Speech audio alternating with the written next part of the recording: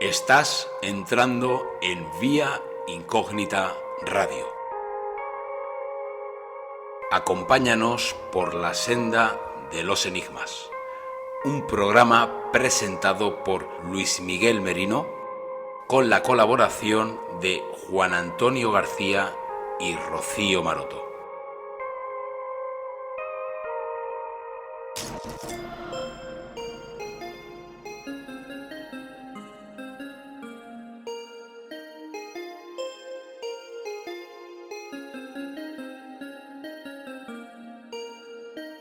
Experimentación, investigación, tertulia, hemeroteca. Acompáñanos a descubrir viejos y nuevos misterios. Descubre, analiza, cuestiona, duda, comenta. Vía Incógnita. Un misterio diferente es posible.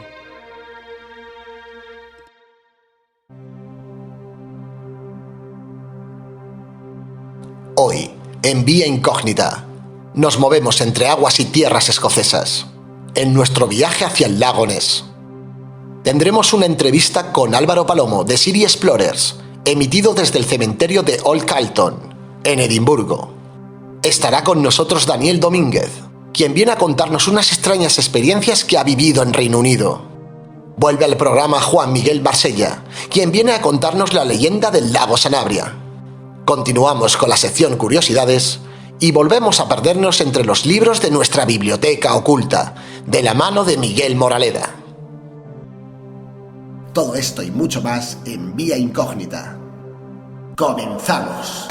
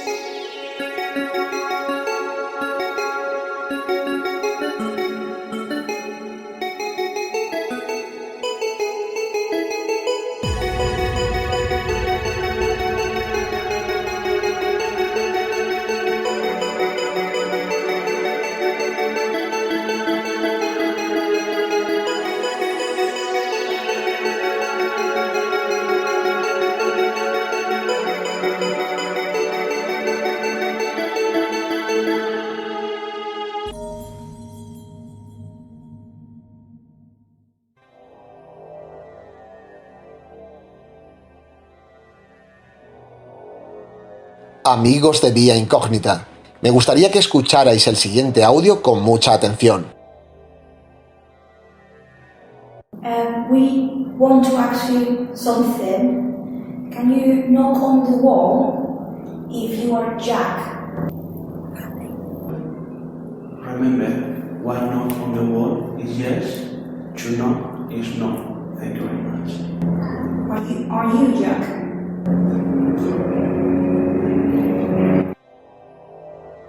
Os estaréis preguntando, Luis, ¿qué es esto? Os pongo en situación. Nos encontramos al este de Londres, exactamente en Old Warlord Castle, que es el castillo donde en el año 1997 se grabó la película Robin Hood, el príncipe de los ladrones. Es un castillo que tiene numerosas historias de fantasmas, de extraños acontecimientos que ocurren en su interior y de apariciones de soldados que surgen de entre los árboles del bosque colindante una vez que ha caído la noche. Tercera planta del castillo. Está totalmente abandonado y nos encontramos solos. No hay nadie más en el lugar. Allí, en compañía nuestra, se encuentra mi mujer Ainara y nuestros dos anfitriones, Daniel Domínguez y Miriam Barrientos, ambas personas que viven en Reino Unido y que conocen perfectamente la lengua. Empezamos a escuchar una serie de sonidos, de golpes que no tenían para nosotros en un principio explicación, teniendo en cuenta, y vuelvo a recordar, que estábamos totalmente solos en este lugar. Decidimos hacer una sesión de parafonías. Os traduzco al español las preguntas que se hicieron. En primer lugar, Miriam dice: queremos preguntarte algo. ¿Quieres golpear la pared si eres tú Jack? Haciendo referencia a un famoso personaje de este castillo. De repente, la voz de una mujer o de una niña dice coming, que quiere decir entrar. A continuación, Daniel da unas pautas de comunicación a través de golpes y dice: recuerda, un golpe en la pared es sí y 2 golpes es no. Justo después se escucha el quejido de lo que parece una niña. A continuación, Miriam vuelve a preguntar: ¿eres tú, Jack? Y de nuevo, la misma voz que surgió en la primera pregunta responde: thank you. Y contra todo pronóstico, ni siquiera la estridente cola sónica que dejaba una avioneta que volaba sobre el torreón del castillo pudo impedir que estas extrañas voces hicieran su aparición en la grabadora. Hoy, desde el pueblo de Bristol, muy cercano al Warlord Castle, cogemos nuestro coche y nos dirigimos durante más de 6 horas y media hasta la zona del lago Ness, donde iremos a descubrir su historia y todos sus misterios. Acompañadnos en este viaje entre aguas y tierras escocesas.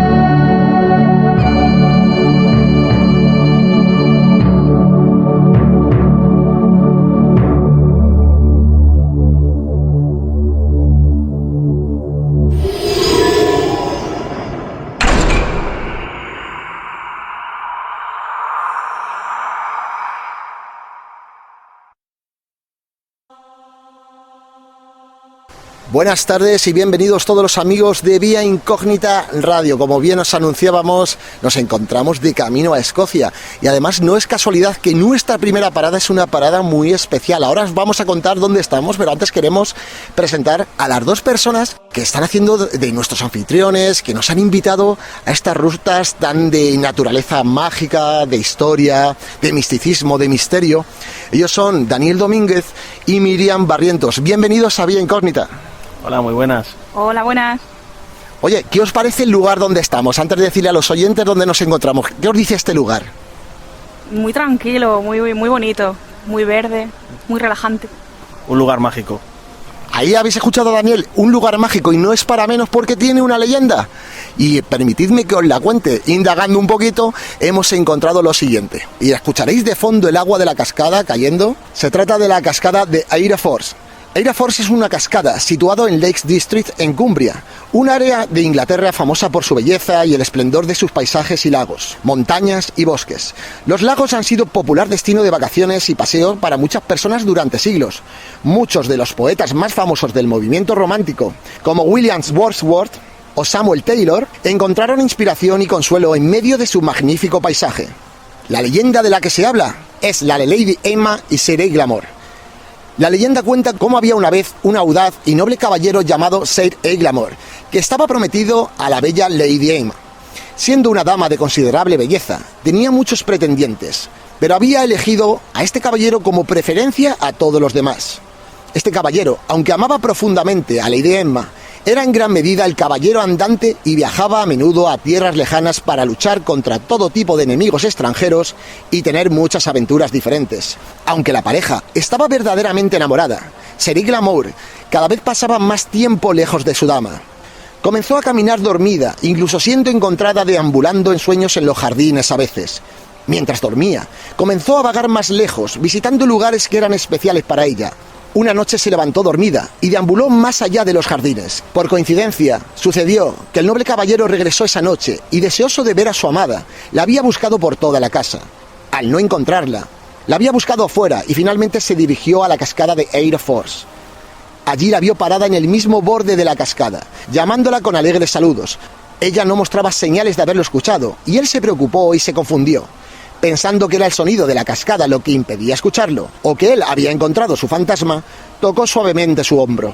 Ella se estremeció y de repente se despertó del sueño, y en estado de shock se tambaleó hacia adelante, lanzándose por el borde y cayendo en los brazos helados del torrente que se movía rápidamente. Sorprendido, Sailey Glamour corrió hacia el fondo del barranco y se sumergió en el agua helada, río abajo, donde finalmente la alcanzó y la sacó del agua. Allí, en la orilla del agua, abrió brevemente los ojos y una fina sonrisa se dibujó en sus labios, pero al hacerlo exhaló su último aliento y falleció en los brazos de su amante. A partir de ese momento, el noble caballero, en su dolor, se decidió ir a vivir a una cueva que se encuentra sobre la cascada y se convirtió en un ermitaño, y para evitar otra tragedia, construyó un puente sobre el arroyo. Y aquí estamos, amigos, al lado de un lago, al lado de esta cascada que podéis escuchar de fondo, y con este tipo de leyendas que convierten nuestro camino hacia Escocia en algo realmente místico y mágico.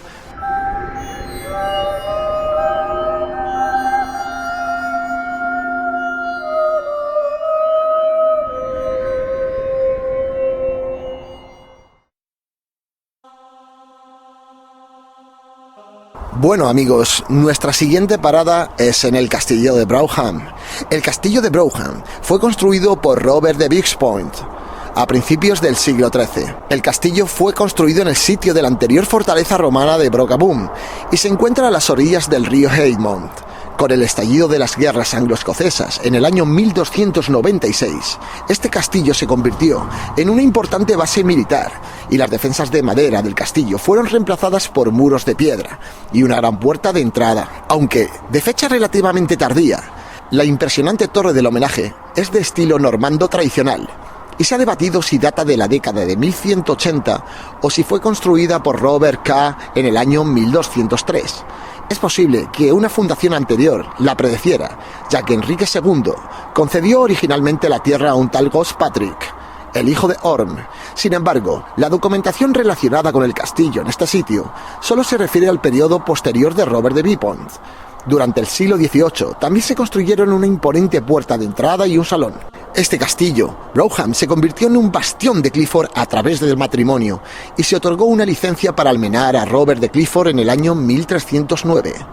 Robert creó el muro cortina alrededor del patio y también construyó la Torre de la Liga en la esquina suroeste del mismo. Robert murió en Bannockburn en el año 1314. El castillo todavía estaba siendo modificado por los Clifford a finales del siglo XIV. Luego siguió un periodo de decadencia, hasta que el castillo se convirtió en uno de los asientos del norte de Clifford para ser restaurado por Lady Anne Clifford, condesa de Pirkbrook, Dorset y Montgomery. Una dedicatoria en piedra conmemora su trabajo. Lady Anne murió aquí en el año 1676. Bueno, amigos, pues tenemos que deciros que estamos aquí frente a las ruinas de este esplendoroso castillo, pero lamentablemente las puertas se nos han cerrado hace una hora. Tenemos que continuar nuestro camino y no creo que podamos regresar. Sin embargo, sí que hemos podido, nos han dejado unos minutos acceder hasta la entrada, ¿no? Y poder fotografiar, pues, estas ruinas, ¿no? Tan enigmáticas desde fuera. Pero aquí, indagando un poquito más, nos hemos encontrado con una historia un tanto peculiar. Y es que cuando estas ruinas están abiertas y hay pocas personas visitando el lugar, hay testimonios que aseguran que se pueden captar voces extrañas. Y es que hay una pequeña leyenda que dice que primero vino una fiesta en este castillo y después un incendio que devastó parte de la fachada original y de los salones interiores. Ahora aquí, junto con Daniel, con Miriam y con mi mujer Ainara, nos estamos quedando con las ganas de poder entrar y lamentablemente la tarde se nos cae y lo que estamos haciendo es disfrutar de este hermoso atardecer. No estamos lejos del lugar donde vamos a descansar esta noche y mañana vamos a continuar nuestras rutas misteriosas y nuestro camino hacia esa Escocia tan remota y tan insólita, porque poco a poco nos vamos acercando al lago Ness.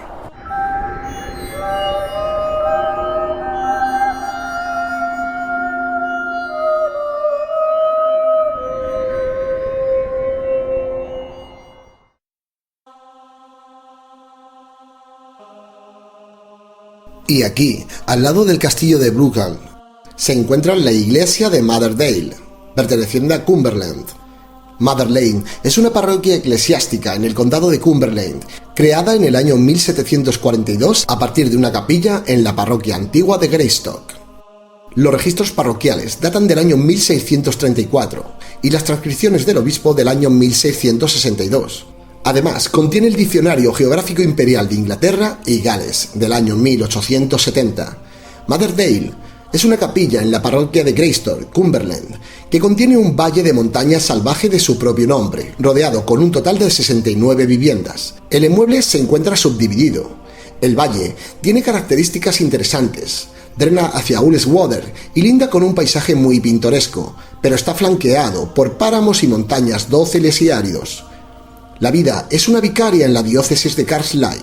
Esta capilla, en la parroquia de Greystock, Unión de Penrith, distrito de Leith, división E de Cumberland, a 10 millas de Penrith, tiene un total de 363 habitantes.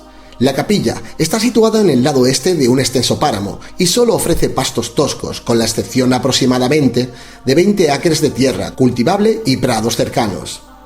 El vivir es un curato perpetuo.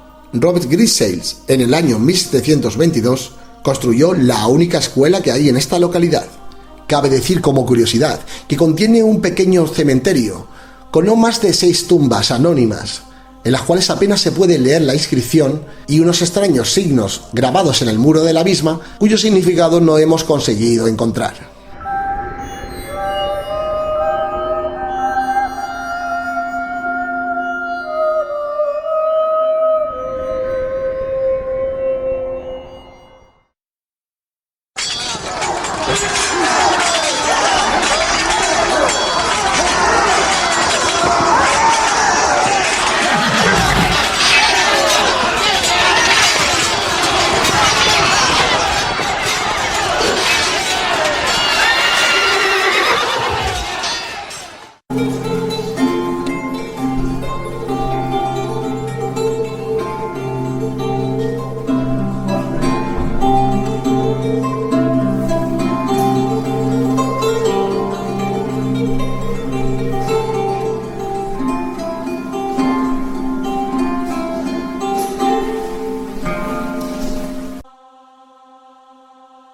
Buenos días, amigos de Vía Incógnita Radio. Si me notáis la voz un poco como cansada, es que terminamos de levantarnos hace un rato. Llevamos despiertos desde las 7 de la mañana con una temperatura aquí en Escocia de 8-9 grados, ahora ya ha subido a 10. Y continuamos nuestro camino hacia el lago Ness para llegar a un sitio muy especial. Nos encontramos en el castillo de Stirling, que es donde está el monumento a William Wallace. Aquí, en las murallas del castillo, esperando a que abran, que tan solo quedan 15 minutos para la apertura de puertas y estamos deseando poderlo ver por dentro. Me gustaría dar algunas indicaciones a todos los oyentes de la historia de este gran castillo. Tenemos ya aquí algunas visitas porque es un lugar bastante frecuentado y bastante turístico, pero permitidme que os cuente un poco la historia. Se trata de un sitio tan importante como la roca del castillo en Stirling, que protege el punto de cruce del río Forth. Siempre había sido de interés estratégico para cualquiera que quisiera controlar el centro de Escocia. No hay pruebas reales de que los romanos, los Botadini o los pictos que lucharon por este terreno en el primer milenio después de Cristo fortificaran la roca.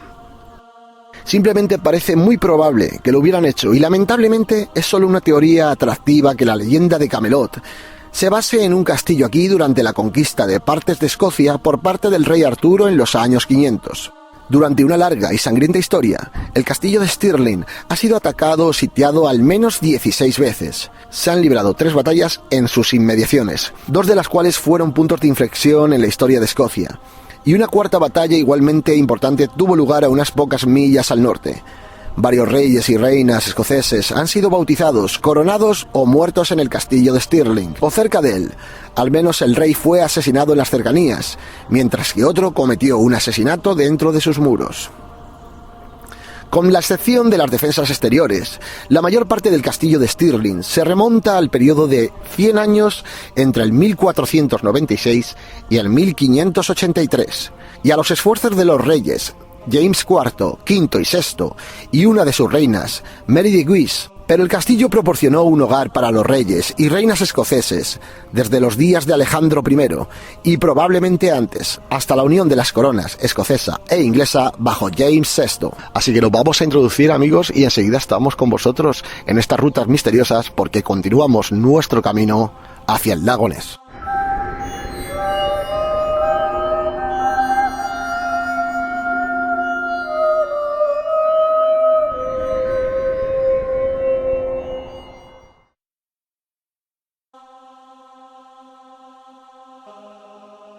Bueno, amigos, por fin hemos llegado a nuestro destino. Estamos a las orillas del lago Ness. Tengo que indicar que hemos estado en ambas orillas y aunque hemos encontrado un pequeño Nessie con el cual nos hemos fotografiado y que subiré a las redes sociales, no conseguimos encontrar esa especie de maqueta gigante que adorna el lago Ness y que flota sobre sus aguas. Aquí, en las orillas del lago Ness, llevamos ya bastante tiempo y la verdad es que Nessie no ha querido hacer su aparición y la verdad no creo que lo haga. Un sonar en el año 2016 ha mapeado todas las profundidades de este lago y ha concluido que lo único que existen son diferentes tipos de bancos de peces y anguilas.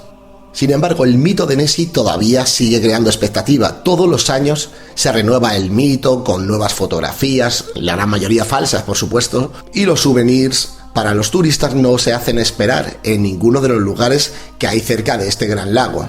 Sin embargo, sí que quiero contar una historia que es un tanto atractiva. Hablamos de la pareidolia que hay en el lago Ness, lo que llaman el hombre que entra en el agua o el hombre del agua. Esta curiosa pareidolia se vendió, por así decirlo, o se puso en internet y se hizo viral como una auténtica fotografía paranormal o de fantasmas. En esta fotografía podemos ver cómo un hombre, una especie de hombre, se mete en el agua. Otros dicen que ven más bien algo parecido a un caballo. Nada tiene que ver con esto, se trata de una pareidolia que forma uno de los alcantilados.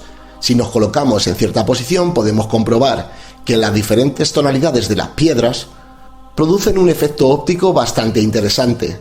Y cualquiera que se fija en la imagen, tanto si es fotografiada como si estáis aquí en las orillas del lago Ness, nos hace creer que vemos a un hombre que está entrando en el agua.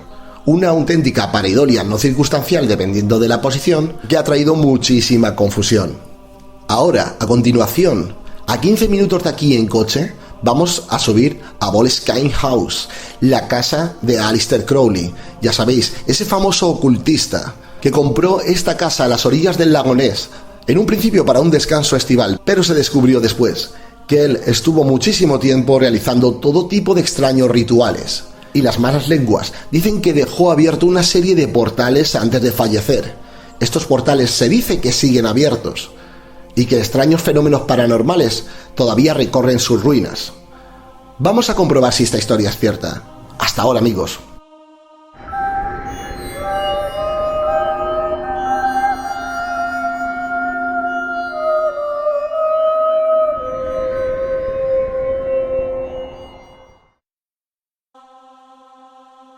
Bueno, amigos de Vía Incógnita, nuestra siguiente parada era la casa abandonada de Aleister Crowley, una casa donde siempre se ha comentado que hay fenomenología de tipo paranormal, donde otros grupos de investigación, de experimentación, han conseguido extrañas voces entre sus muros, pero lamentablemente hay que decir que una vez que hemos llegado a este lugar, nos hemos encontrado que la vieja casa de Aleister Crowley ya está desaparecida. En su lugar han hecho una fundación y están reconstruyendo, pues no sabemos para qué cometido, totalmente la casa para otro tipo de punto de vista, no sé si de interés histórico, cultural. Pero sin embargo, aquí a pocos metros de la casa nos hemos encontrado una localización que podría ser muy interesante. Se llama, al igual que la casa de Aleister Crowley, el cementerio de Boleskine. Y voy a contaros muy brevemente esta historia. Boleskine cubre ampliamente un área desde el lago Ness hasta Loch Killing, pero se asocia más a menudo localmente con una pequeña franja de tierra sobre la que existen historias de muerte, brujería y religión. El cementerio de Boleskine es sin duda uno de los sitios más conocidos de South Loch Ness. Está situado en la BB52 y justo pasada la propiedad de Aleister Crowley, que después sería la de Jimmy Page. Antes aquí había una iglesia medieval. Las paredes ahora formaban parte del recinto sin techo, en el lado de este cementerio. El único edificio techado que quedaba era un pequeño depósito de cadáveres. Estos cadáveres se utilizaban bajo vigilancia y siempre para la utilidad de que los ladrones de cuerpos y resucitadores no desenterraran estos cuerpos recién enterrados para venderlos a los cirujanos para estudios en el norte de Escocia. No existe un registro completo de las piedras de este antiguo cementerio. Por lo tanto, un pequeño contingente del South Loch Ness Heritage Group, con la ayuda de algunas personas locales, están asumiendo la tarea de mapear el cementerio y registrar todas las tumbas, losas y monumentos conmemorativos conocidos. Pues es aquí donde se cuentan estas historias y es aquí donde vamos a hacer una pequeña grabación de parafonías. Lo mostraremos a continuación.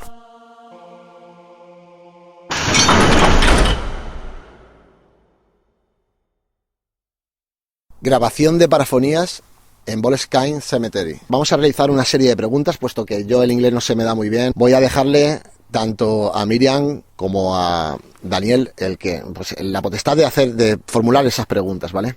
Comenzamos. Miriam, ¿puedes dar las buenas noches, presentarte, por ejemplo? Good night, Miriam. We're here trying to hear you. It's Daniel, Luis, Ninora, and me.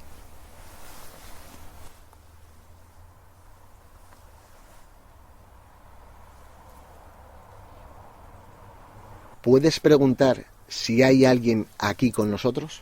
Is there anyone here with us?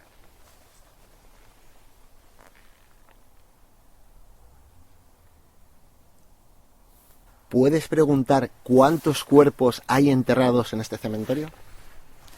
How many bodies are buried in this cemetery?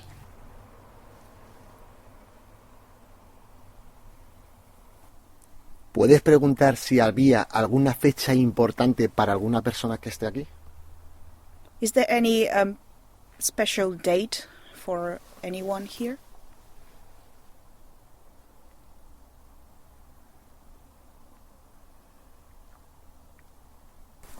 ¿Puedes preguntar si es cierto que aquí se robaban cadáveres?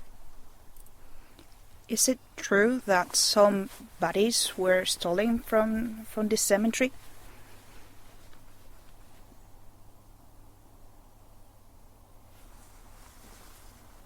¿Puedes preguntar si es cierto que este lugar estaba vinculado a la brujería? Is this place somehow involved in witchery or magic or any kind of thing like that?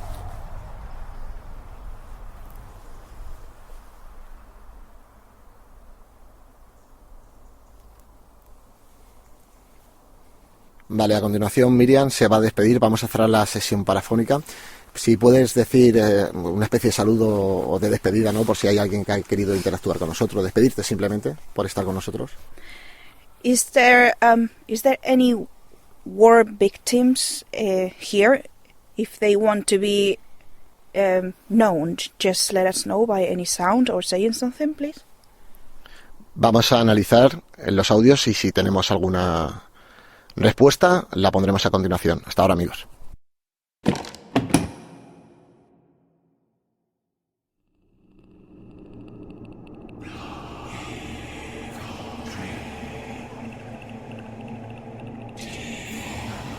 Como habéis podido comprobar, todos los amigos de Vía Incógnita, durante la sesión de parafonías no ha habido ningún resultado satisfactorio.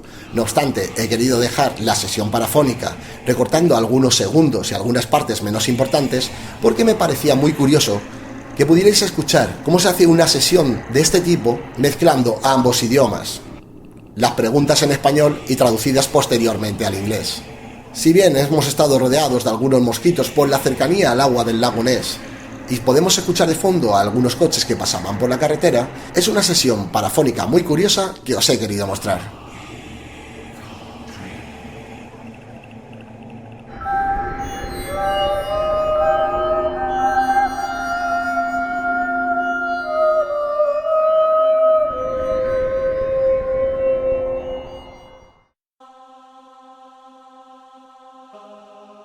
Amigos de Vía Incógnita, nos encontramos en Uther Castle.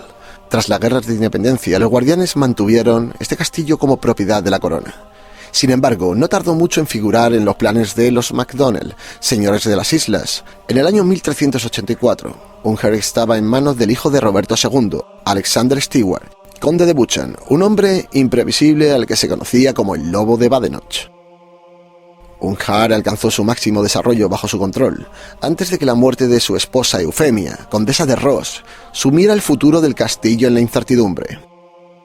Eufemia tuvo 2 hijos, Alexander Lacy, quien mantenía fuertes lazos con los Stewart, y Mariota, que se casó con Donald de Islay, señor de las islas. En la década del año 1390, ambos reclamaron el condado de Ross como herencia, y con el de Urquhart. Los jefes de las islas, que controlaban la costa oeste de Escocia, querían la tierra que se extendiera desde los territorios de Stewart hasta las suyas. La reclamación de Alexander triunfó. En el año 1395, Alistair Carrach, hermano de Donald, se hizo con este castillo. Las tensiones culminaron en la batalla de Harlow en el año 1411, tras la cual Donald se sometió a Robert Stewart, gobernador de Escocia. Ross y Urquhart pasaron a los Stewart. Tras el asesinato de Jacobo I en el año 1437, Alexander MacDonald retomó la propiedad, pero no consiguió tomar el castillo. John, hijo de Alexander, se convirtió en el señor de las islas en el año 1449, alzándose contra Jacobo II y tomando los castillos de Urquhart, Inverness y Ruthven. Jacobo, en vez de aplastar este desafío a su autoridad, concedió Urquhart a John de por vida. Pero sus intentos de socavar la corona continuaron. En el año 1476, cuando Jacobo III descubrió que John estaba negociando con Eduardo IV de Inglaterra, le quitó este castillo y se lo confió a George Gordon, segundo conde de Gunley. En el año 1485, Duncan dejó este castillo a su nieto, John, el Bardo Rojo, aunque su residencia principal era Castle Grant. El Bardo Rojo dirigía bien la propiedad, por lo que en su reconocimiento, Jacobo VI le hizo señor de la misma en el año 1509, con el requerimiento de que rehabilitaría la propiedad y construyera la Torre de Grant. A pesar de ello, continuó el conflicto con los señores de las islas. Donald MacDonald hizo una incursión en el valle durante el periodo de inestabilidad que siguió a la muerte de Jacobo IV en Flodden, en el año 1513. El Bardo Rojo respondió casando a su hija con Donald Cameron, con la esperanza de que la poderosa familia pudiera protegerle contra los MacDonalds. El hijo de Jones, James el de las incursiones le llamaban, se hizo con el mando de la propiedad en el año 1528, siendo sus tierras invadidas por el clan de los MacDonald en el año 1543 y una vez más en el año 1545. Esta gran incursión fue la última que Urquhart sufrió de los hombres de las islas. Se restableció la normalidad y los Grant repararon el castillo. En el año 1637 murió el sexto Laird o señor de Freuch y su viuda, Mario Gilby, se mudó al castillo. Su ineptitud a la hora de administrar justicia generó un resentimiento que llegó a su punto álgido en la Navidad de 1644, cuando los rebeldes protestantes de Inverness, ayudados por arrendatarios descontentos, saquearon el castillo y expulsaron a Mary, al que nunca más volvió. La ultimación del castillo ocurrió tras el derrocamiento del rey católico Jacobo VII en el año 1688, a favor de su hija protestante, María, y de su marido Guillermo. En noviembre del año 1689, los jacobitas seguidores de Jacobo cercaron una plaza fortificada que estaba bajo el mando del capitán Grant. El asedio fracasó y la guarnición permaneció 2 años en este castillo, volando la torre de la entrada cuando partieron. Los daños aún son visibles en nuestros días. Así que vamos a entrar a este castillo tan formidable. Ahora tenemos que hacer un pequeño descenso. Y continuamos con las rutas del misterio aquí, en Escocia, al lado del lago Ness.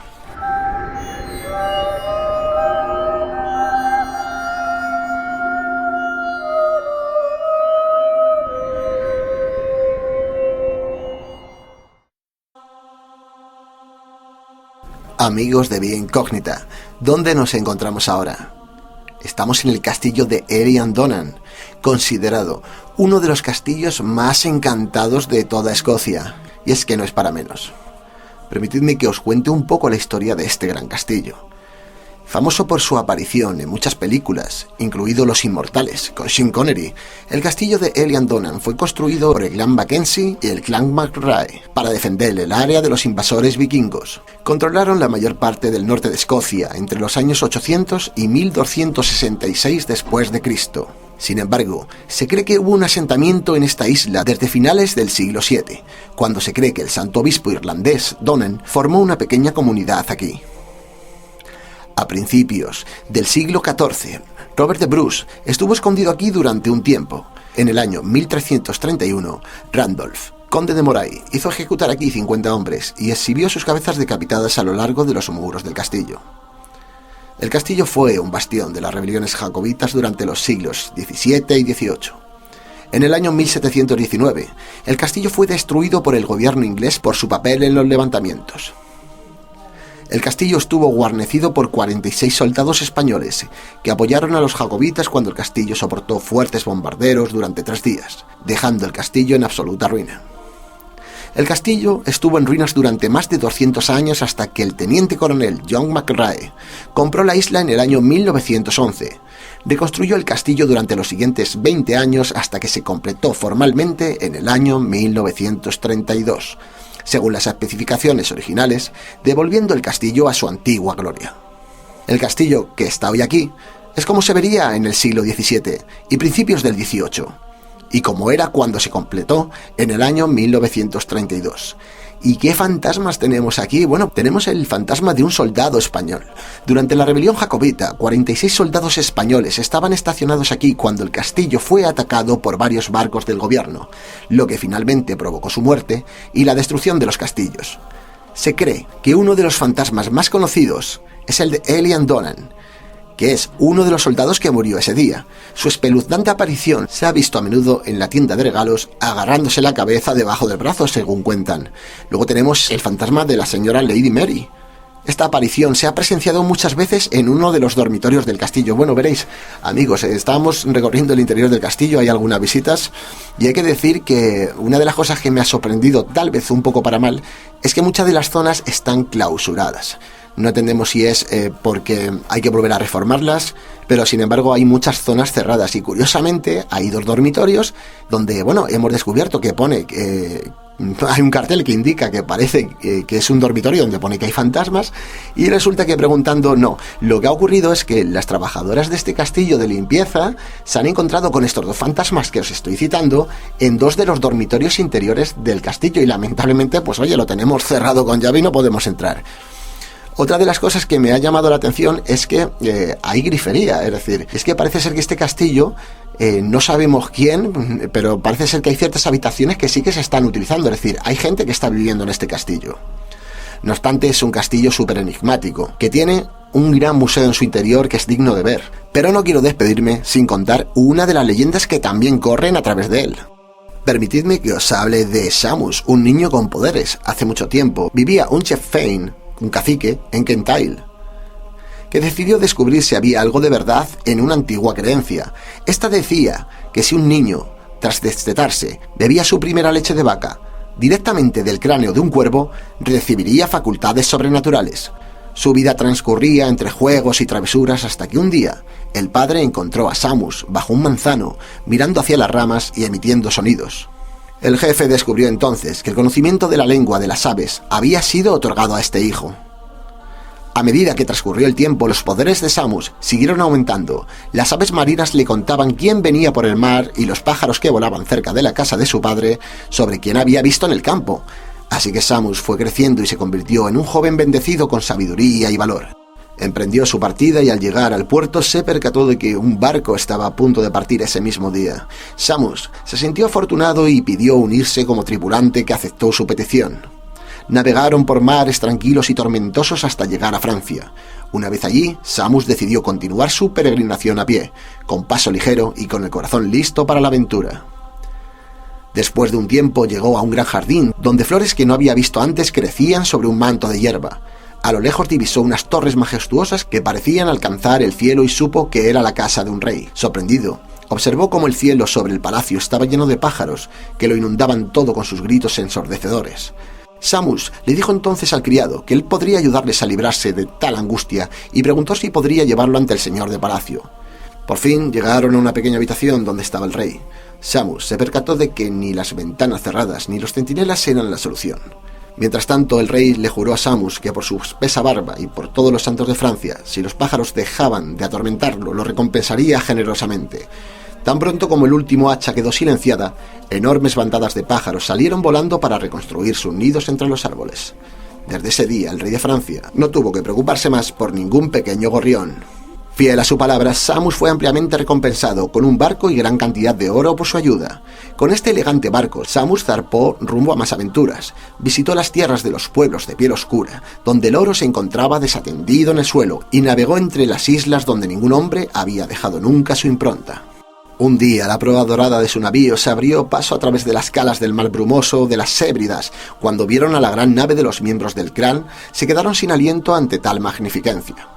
Llevaron la noticia a su antiguo jefe y este salió para dar bienvenida al extranjero y ofrecerle su hospitalidad. No reconoció a su hijo, hecho ya un hombre. Esa misma noche, durante la gran fiesta que se había preparado para él, Samus reveló su identidad y abrazó a su padre, que seguía sin reconocerlo.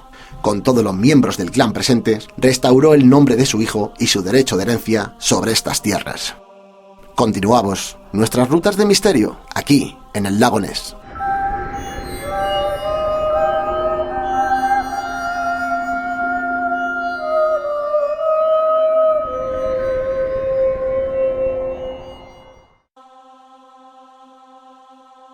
Bueno, amigos de Vía Incógnita, comenzamos la mañana, una mañana bastante lluviosa. Abandonamos ayer Lago Ness y nos fuimos a descansar. Estábamos agotados, ¿no?, después de tanto viaje. Sin embargo, no queríamos perder esta mañana, aunque sea lluviosa, que estamos a 11 grados, pero la temperatura térmica es todavía más fuerte, perdernos el campo de batalla de Culloden.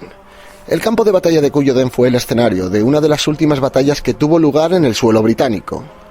El 16 de abril del año 1746, Bonnie Prince, Charlie y su ejército de 5.000 montañeses jacobitas se enfrentaron al duque de Cumberland.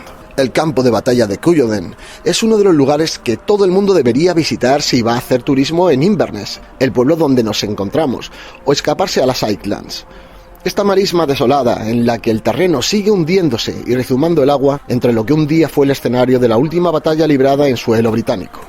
Un fatídico 16 de abril del año 1746 dinamitó los sueños de la causa jacobita y acabó con el sistema de clanes. Si vais a viajar a Escocia, no os perdáis este bello lugar, sobre todo si eres fan de la saga Outlander, que aquí podrás ver la tumba de Clan Freysin, del Clan Mackenzie, entre otras muchas cosas. Además, hay que recalcar que es un lugar mágico. Después de esta batalla descomunal, pasaron los años y hoy en día hay personas que dicen que todavía se pueden recoger esos retazos del pasado, de batallas, de gente gritando, de dolor, de odio, y sobre todo se hace hincapié en que estas voces se pueden escuchar no solo en el aire, sino que además podemos captarlas con nuestra grabadora, especialmente el día de su aniversario. Lamentablemente, hoy no es el día del aniversario, sin embargo probaremos suerte. Vamos a hacer una pequeña sesión de parafonías, si es que se puede, porque está lloviznando y las circunstancias climáticas no son las idóneas. Haremos una pequeña grabación de parafonías y si tenemos algún resultado, os lo mostraremos a continuación. Hasta ahora, amigos.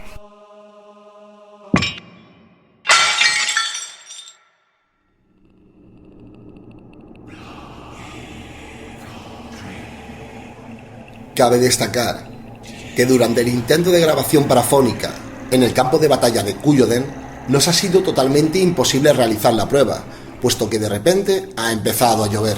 No obstante, el campo de batalla de Culloden es totalmente recomendable que lo veáis si venís a Escocia.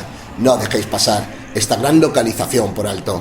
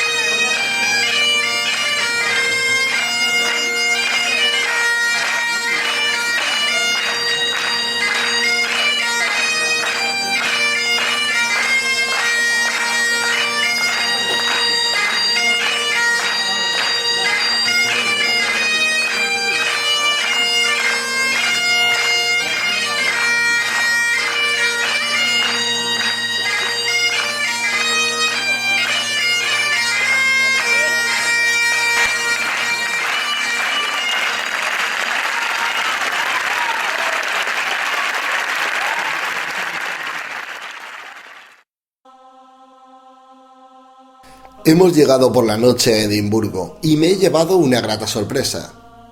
Nuestros buenos amigos, Daniel Domínguez y Miriam Barrientos, nos tenían concertado un tour totalmente en español por ese Edimburgo de los fantasmas, de los misterios, de los fenómenos paranormales, de los asesinatos y del desenterramiento ilegal de cadáveres.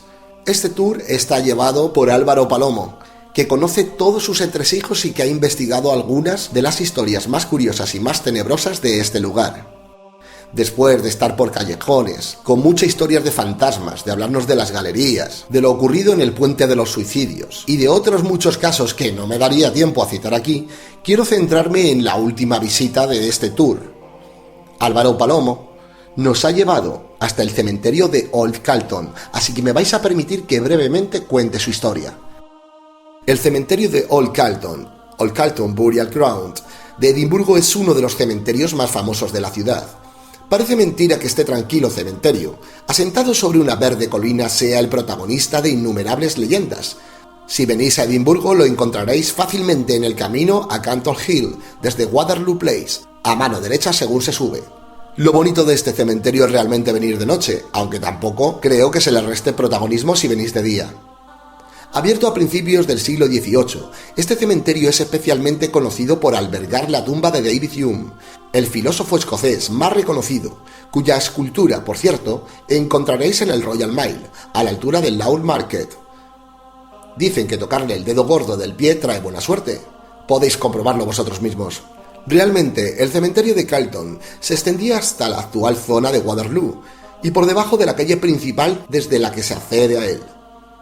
Sin embargo, tras la victoria en la batalla de Waterloo en el año 1815, se aprobó la creación de un espacio dedicado a ella, que sería Waterloo Place, y gran parte de las tumbas tuvieron que ser trasladadas al llamado New Calton Burial. Sin embargo, no se realizan nuevos enterramientos en este cementerio desde finales del siglo XIX. Fue a raíz de este traslado forzoso de los enterramientos cuando se descubrió un hecho de lo más curioso. Durante el siglo XVIII, muchas personas eran enterradas vivas, al darlas por fallecidas cuando, por diversas causas, entraban en estado de catalepsia.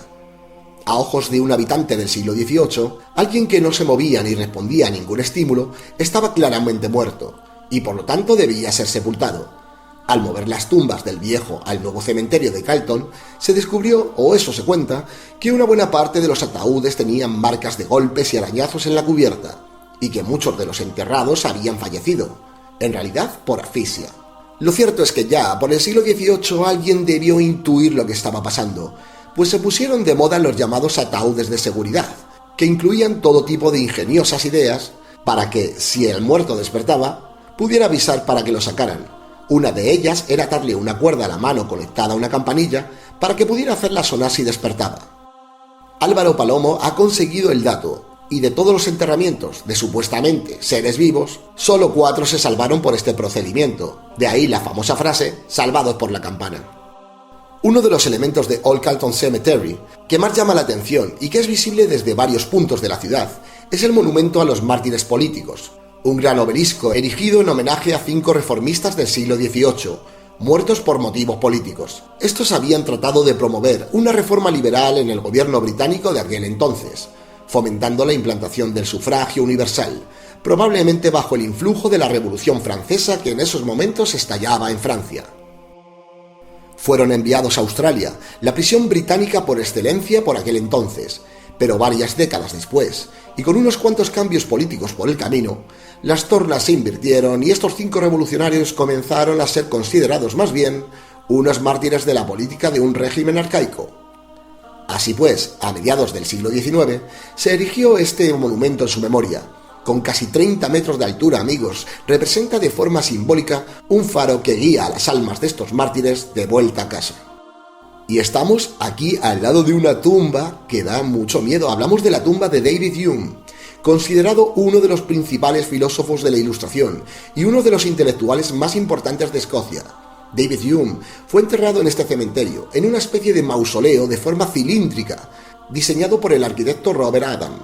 Se cuenta que debido a su ateísmo hubo varios intentos de profanar el lugar en los días posteriores a su muerte, por lo que la tumba tuvo que ser vigilada durante bastante tiempo. No obstante, este ateísmo de su tumba se vería alterado años después con el enterramiento en el mausoleo de su sobrina, un pequeño nicho en el que podemos ver unas palabras alusivas al cristianismo. Lo podéis ver si os fijáis justo encima de la puerta de entrada al mausoleo. Fue el mismo Hume quien habría redactado su propio epitafio, para el que pidió simplemente se indicaran las fechas de su nacimiento y muerte. Además, junto a este mausoleo, hay un gran monumento presidido por una escultura, la de Abraham Lincoln, a cuyos pies un antiguo esclavo sostiene su libro.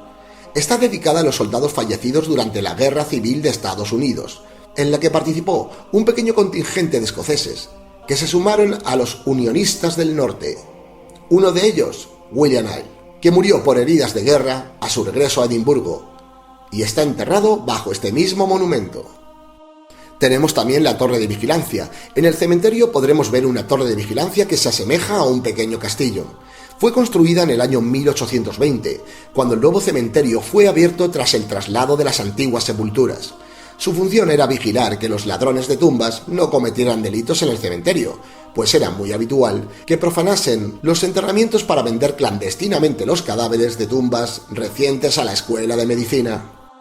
¿Y cuál es la tumba más paranormal que la tengo justo a mis espaldas? Pues es la que cuenta la historia de David Allen. Dicen que este fue uno de los casos de enterramientos vivos y que en la parte posterior de la lápida puede apreciarse el rostro de la muerte. Bueno, voy a subir esta fotografía también a las redes sociales, a los que me tengáis en contactos a través de Facebook, y podréis verla. Cuando el amigo Álvaro Palomo nos preguntaba que si veíamos en las cercanías algo extraño, yo le señalé esa tumba y le dije, hay una paridolia, y entonces él me dijo, no es una paridolia, es una auténtica teleplastia. Al principio de verla, a mí me parecía que había sido realizada con un graffiti, pero no. Después de acercarme en la noche y poder comprobar que este rostro sale con la humedad, Álvaro Palomo ha hecho una pequeña investigación.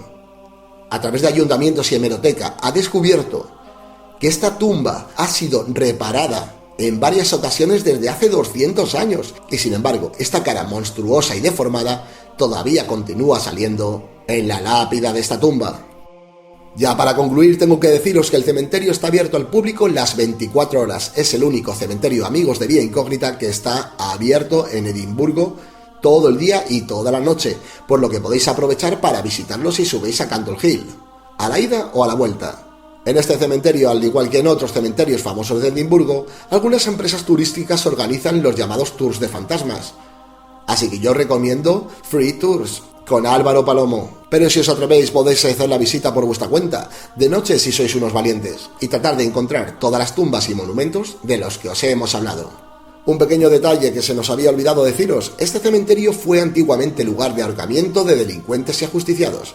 Así que, amigos de Vía Incógnita, id con mucho cuidado.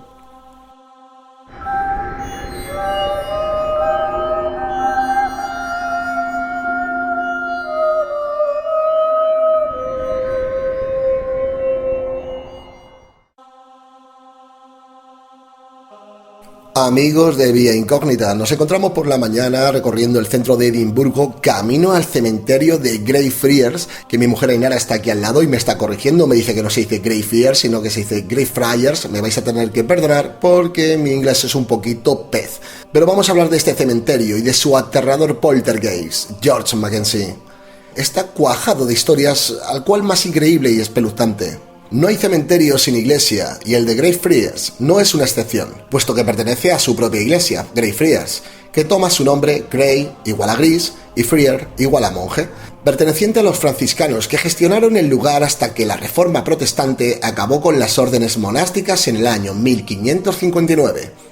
Debido a la masificación de enterramientos en el templo principal de St. Giles en el año 1561, se decidió que Greyfriars Kirk era el lugar ideal para continuar enterrando a los ciudadanos de Edimburgo. Pronto, Greyfriars Kirk se vería envuelta en la llamada revuelta de los Covenanters. En su terreno se firmaría el Pacto de Covenant en el año 1638, destinado a proteger el presbiterianismo de las novedades religiosas del rey Carlos I, que deseaba imponer. Sin embargo, cuando los rebeldes fueron derrotados en el año 1679, una zona anexa, hoy conocida como Covenanters Prison, en el interior de este cementerio, se convertiría en su terrible prisión. Es en este punto donde comienza la historia de George Mackenzie. George Mackenzie, de Resonaud, nació en la ciudad de Dundee hacia el año 1636, de unos padres descendientes de familias nobles. Se educó en los mejores colegios y en universidades como la de Aberdeen, St. Andrews y Bourges, en Francia. En el año 1659 entró en el Colegio de Abogados de Edimburgo y pronto fue nombrado ser miembro del Parlamento y Lord Advocate, lo que le facilitó formar parte del Consejo Privado del Rey.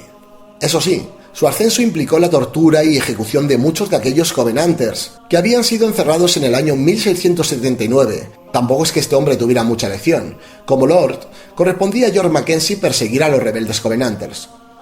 Lo que sí fue de su elección fue la terrible forma en que los prisioneros fueron tratados. Las crónicas de la época recogen los testimonios de algunos de estos desdichados, que tras ser torturados y condenados a la horca, se referían al siniestro abogado llenos de rabia y con maldiciones de sangre. Es bastante probable, sin embargo, que el epíteto de Bloody Mackenzie sea algo más moderno. Tras el episodio Covenanter y el destronamiento de James II, George Mackenzie se retiró de la vida pública y se marchó a Inglaterra hasta su muerte en el año 1691. Fue sepultado en el conocido como Mausoleo Negro, en el interior de este cementerio, y que según se cuenta está cargado de fenómenos paranormales. Por otra parte, hay que recordar que George Mackenzie era un hombre extraordinariamente culto y no debía ser poco inteligente, porque tras su paso por los juicios de brujería del año 1661, sus conclusiones fueron que había muchas menos brujas de las que se pensaba, y que la mayor parte de sus confesiones eran completamente falsas e inducidas por el miedo y el dolor. Sin embargo, en su trato hacia los prisioneros Covenanters, y en general, en su modo de contemplar la justicia, George Mackenzie era un defensor a ultranza de las torturas para delitos graves. ¿Y qué había más grave en esa época, amigos de Vía Incógnita, que la traición al rey cometida por los Covenanters? Han corrido ríos de tinta sobre los fenómenos paranormales en el cementerio de Greyfriars. Pero ¿cómo comienza la historia? Hay tradiciones locales muy antiguas alrededor de la figura y de la tumba de Bloody Mackenzie, como la centinela que recitaban los escolares de la vecina George Heriot School, mientras se retaban unos a otros a llamar a la puerta de la tumba de George Mackenzie. Pero la traca grande de lo paranormal comenzaría durante una noche oscura tormentosa en el año 1998, cuando un vagabundo irrumpió por la fuerza en el Mausoleo Negro, donde reposan los restos del infame abogado. Buscando un lugar donde refugiarse, el vagabundo llegó al nivel inferior donde se halla, entre otros, el féretro de George Mackenzie, y tratando de abrirlo, estaba quizá llevado por la idea de que dentro habría algo de valor o que estaría más calentito, cuando el suelo cedió bajo sus pies y cayó en una fosa común rebosante de restos humanos. Poco le importaron entonces el frío, la lluvia y su avaricia. Huyó del lugar a toda prisa sin mirar atrás, ante el asombro de un vecino que pasaba por allí y que avisó a la policía. Los supuestos fenómenos paranormales del cementerio comenzaron justo al día siguiente. Una mujer declaró que al asomarse al Mausoleo Negro, una bocanada de aire helado la empujó hacia atrás violentamente. Otra mujer fue hallada en estado de confusión en el lugar, presentando además contusiones inexplicables en el suelo. Desde aquella infausta noche del año 1998, los testimonios sobre fenómenos poltergeist en el cementerio de Greyfriars se han sucedido sin descanso, particularmente en las proximidades de la tumba de George Mackenzie y en la antigua prisión Covenanters, que tengo que recordaros que nos hemos acercado y que está cerrado a cal y canto para que los visitantes no perciban ninguno de estos extraños fenómenos paranormales de tipo violento que arañan, golpean y empujan a la gente. El ayuntamiento tuvo que clausurarlo. Aunque yo creo, y es una opinión mía, que posiblemente las causas fueron mucho más prosaicas de lo que estáis imaginando. En total, hablamos de más de 500 personas que afirman haber sido empujadas, arañadas, golpeadas y hasta mordidas, o que cuentan haber sentido un cansancio extremo y desvanecimientos. El poltergeist se llegó a extender incluso a las casas que dan pared con el camposanto, provocando, según sus habitantes, toda clase de situaciones inexplicables. Por otra parte, en el año 2003, 2 adolescentes fueron juzgados por irrumpir en el Mausoleo Negro y robar unas calaveras. El ayuntamiento nunca llegó a aclarar si la que profanaron fue la calavera del mismísimo George Mackenzie, puesto que en el nivel inferior hay varios cuerpos enterrados. Muchos temieron entonces que el poltergeist se volviera aún más virulento. Lo cierto es que en la actualidad siguen apareciendo testimonios acerca de fenómenos paranormales en el Mausoleo Negro y en la prisión. ¿Os atreveríais a visitarlo? Bueno, pues nosotros sí, y tenemos que deciros que hemos estado tomándonos varias fotos aquí al lado del Mausoleo Negro, donde dicen que ni siquiera te dejan tomar fotos porque te empujan, te arañan, te tiran de los pelos. Y tengo que decir que no hemos percibido ningún tipo de fenomenología paranormal, digo más. Todo está muy tranquilo, incluso nos hemos asomado al interior del mausoleo negro, que tiene unas pequeñas rendijas, aunque no se puede ver muy bien el interior, y nos hemos acercado a las puertas cerradas de la prisión de los Covenanters, que lógicamente aquí, como bien indicado, no se puede pasar. Bueno, pues parece que George Mackenzie no quiere hacer su aparición en esta ocasión con nosotros. Sin embargo, es al lado del Panteón Negro, donde hay otra serie de tumbas y panteones que están totalmente abiertos, con extrañas inscripciones, tumbas rotas, lápidas destrozadas y extraños grabados, como calaveras que invitan un poco a la sugestión, al miedo, y que hace recordarnos que este cementerio está totalmente vinculado a muertes violentas.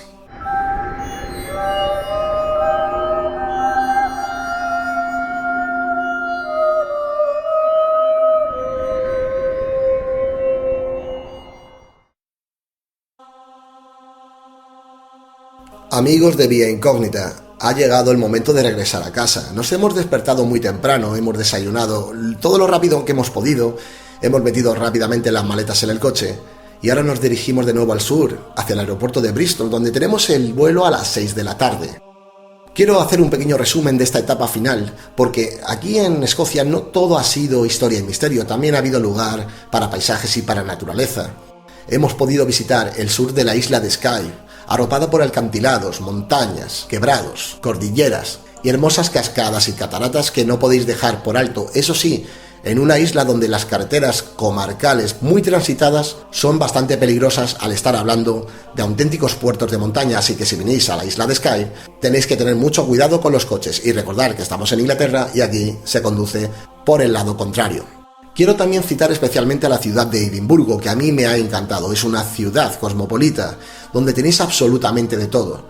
Podéis visitar el castillo. Nosotros no hemos podido hacerlo porque lógicamente estaba cerrado por motivos del fallecimiento de la reina Isabel II de Inglaterra. Podéis visitar el palacio, el Museo de las Ciencias, la tienda museo para todos los fans de Harry Potter, muy recomendable. Además, es en una de sus avenidas principales, donde pasa el tranvía, donde se encuentra el hotel, en el cual un día la escritora del libro de Harry Potter se encerró para escribir. Es el hotel más caro de todo Edimburgo con 5 estrellas y que a ver quién es el guapo que se puede permitir pagar el precio de 2.000 libras por noche. Es aquí, en esta calle principal, donde convergen un montón de callejones oscuros, cargada de historias, de leyendas, de fantasmas y de fenómenos paranormales que podéis contratar en diferentes tours turísticos. Nosotros hemos querido contar con Álvaro Palomo, que le tendremos por cierto a continuación aquí en Vía Incógnita en una entrevista muy especial. La otra avenida principal es la que da al Casco Viejo, donde podréis ver la catedral, sus iglesias, sus monumentos, escuchar la música de las gaitas. Una calle donde tenéis absolutamente todo lo que necesitáis los turistas: souvenirs, tiendas de comida, de antigüedades, de espectáculos. Es una ciudad donde podéis hacer de todo y donde dicen las malas lenguas que al menos hacen falta para verla completa entre 3 y 5 días. Y ya deciros que finalizando nuestro viaje y que bajando nos encontramos en un pequeño pueblecito que hacen homenaje directamente a los cómicos Laurel y Hardy. Este pueblo está dedicado plenamente a ellos, así que si venís a visitarlo, poneros en contacto conmigo, que os puedo guiar un poco para que visitéis este lugar tan entrañable, donde además se hacen espectáculos, teatro y cine dedicado a estos dos grandes humoristas. Ya solo me queda, para finalizar este resumen de la etapa final, agradecer a Daniel Domínguez y a Miriam Barrientos la invitación a esta Escocia tan mágica y tan mística, que por cierto, me gustaría deciros una cosa: si alguien viene con coche de alquiler a Inglaterra, puede conducirlo sin ningún problema, pero si tenéis algún conocido, como le ha pasado en esta ocasión a Daniel, únicamente solo puede conducir la persona que está en nombre de seguro. Por lo tanto, Daniel, el pobre, que seguro que me está escuchando en estos momentos, tuvo el hombre que chuparse todo el viaje sin que ninguno de nosotros pudiera hacerle el relevo. Así que, Daniel, muchísimas gracias, porque sé que has terminado agotado de tanto coche. Y ya solo me queda recordaros para finalizar que si venís tenéis que tener en cuenta que, al igual que en la gran mayoría de Inglaterra, el horario es totalmente diferente al de los españoles. Para comer tenéis que empezar a eso de las 11 de la mañana y terminar como muy tarde a la 1:30 de la tarde, y para cenar podéis comenzar a las 7 de la tarde y terminar como muy tarde a las 8. Así que no os olvidéis. Os dejamos ahora con la siguiente sección, emitido desde el cementerio de Old Carlton, junto al amigo Álvaro Palomo. Hasta ahora, amigos. . 。 . 。 . 。 . 。 . 。 . 。 . 。 . 。 . 。 . 。 . 。 . . . 。 . 。 . 。 . 。 . 。 . 。 . . . 。 . 。 . 。 . 。 . 。 . 。 . 。 . . 。 . 。 . 。 .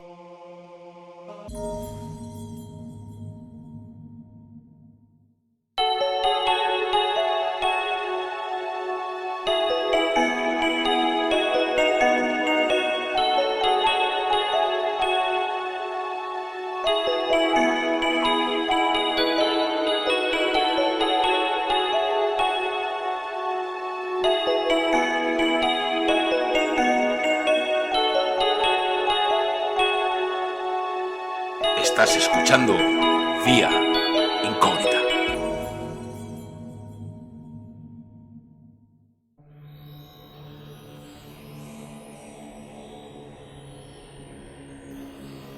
Buenas noches, amigos de Vía Incógnita. Hoy estamos con una persona muy especial, un guía turístico aquí en el centro de Edimburgo que nos ha ofrecido un tour que tengo que decir totalmente recomendable, no solo para todos vosotros, sino también para todas las personas que quieran conocer a Álvaro Palomo. Álvaro, bienvenido a Vía Incógnita. Muy buenas, un placer estar aquí en el cementerio de noche.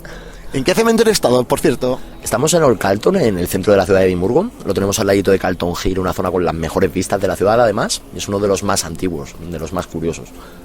Hay que decir que Álvaro, durante esta tarde-noche, nos ha ofrecido un tour que yo creo que para todos los oyentes de Vía Incógnita es totalmente recomendable que si venís a Edimburgo, por favor, no solo visitéis a Álvaro, sino os informéis de su empresa, su organización, asociación, ¿qué es exactamente? Bueno, muchas gracias. Nosotros somos City Explorers, es una empresa local de Edimburgo, la hacemos free tours, realmente es una empresa, además el dueño es un español, es un gallego, o sea, es todo siempre barriendo para casa, y ofrecemos tours en español, en inglés, es generalmente el free tour, tenemos varios, Ciudad, Harry Potter, un poquito de todo, y este de los fantasmas, que realmente además me atrevería a decir nuestro tour más conocido, literalmente la empresa empezó a crecer sobre todo gracias a este tour de los fantasmas. Hablamos un poco de todo, asesinos, brujas, incestos, toda esta parte encantadora de la ciudad de Edimburgo. Y por supuesto, hoy Álvaro nos ha contado algunos secretos que yo creo que además tiene la exclusividad como uno de los guías y que yo creo que para mí es de los tours que más me han gustado. Y aquí en Edimburgo, con esta magia tan especial, con este misterio de esta ciudad, yo creo que tanto Álvaro como su empresa os van a ofrecer, además de diferentes guías turísticas, diferentes temáticas. Álvaro, ¿cómo se podrían poner en contacto nuestros oyentes que quieran un tour contigo aquí en Edimburgo o con tu empresa? ¿O cómo pueden ponerse en contacto? ¿Cómo pueden conoceros? Pues es muy fácil, yo siempre pienso en dos opciones. La primera es entrar en nuestra página web directamente, es www.cityexplorerstours.com, cityexplorerstours.com, por si acaso. Otra opción, me podéis agregar a mí directamente en Instagram, ponerme un mensajito y os junto yo con el grupo sin ningún problema. Es Álvaro Palomo H, todo junto. Pues aquí veis con Álvaro Palomo, de verdad, si estáis en Edimburgo yo recomiendo que cojáis sus tours, que los de su empresa, que tenéis temáticas, que son gente que os va a dar muchísimos detalles y que vais a terminar esa jornada de misterio totalmente encantados. Álvaro, de verdad, para esta noche solo me queda darte las gracias, decirte que ha sido un honor conocerte, que muchísimas gracias por estar en Vía Incógnita Radio. Un abrazo, Vía Incógnita, espero veros en persona e incluso cuando esté por allí de luego escucharos. Muchísima suerte con todo, muchísimas gracias, que David Zara nos acompañe. Muchas gracias, Álvaro, un placer. Placerazo.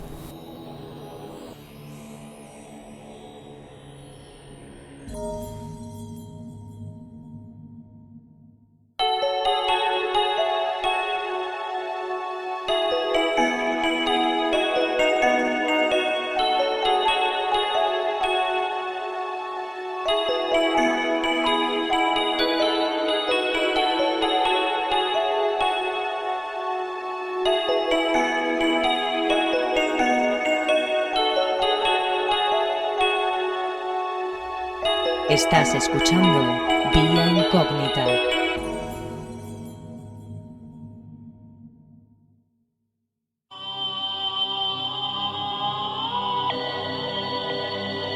El buen amigo Daniel Domínguez, durante nuestro viaje a Escocia, ha querido contarnos algunos extraños acontecimientos que le han ocurrido durante todos estos años en Reino Unido. Nuestro anfitrión ha querido contar de manera exclusiva para Vía Incógnita Radio los extraños eventos que le han venido ocurriendo sin que él pueda encontrar una explicación lógica y coherente. Daniel, bienvenido a Vía Incógnita y este espacio es para ti.